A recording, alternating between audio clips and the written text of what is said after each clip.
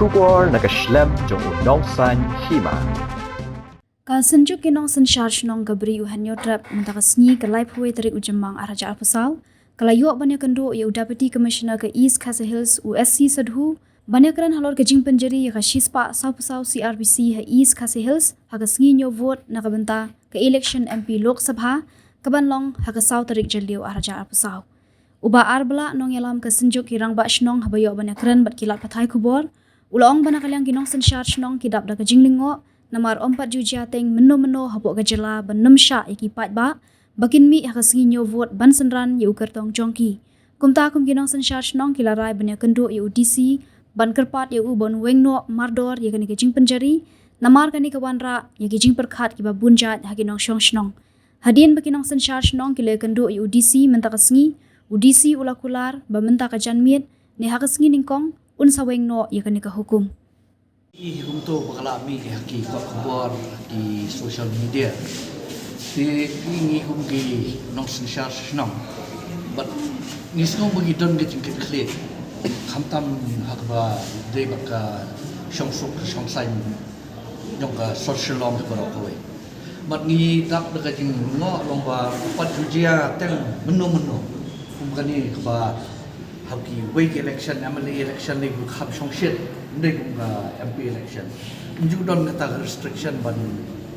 ai ka section 144 ndai kensan ta ki ai tingi halor kan ni nombre nilai perkhat sani bahab ni ma am ni nek tendu bak ni ai da jin tho hiyo DC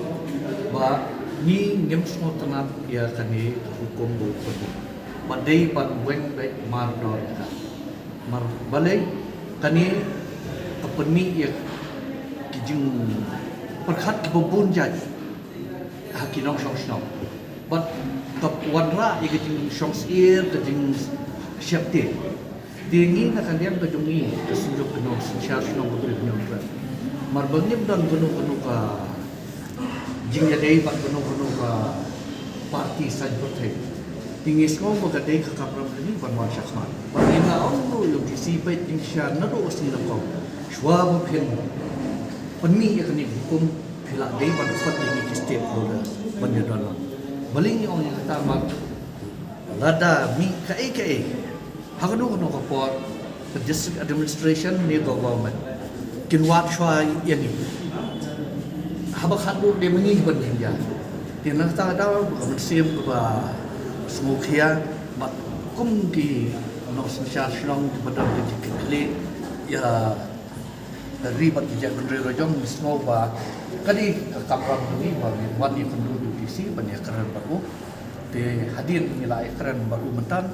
di ulai yang kejingkulan rojong ba mentang janmet ne la bandai di monde ne ba la pen kela ya ka ni ka hukum rojong buat banwen no ya ka section 144 di tangkatai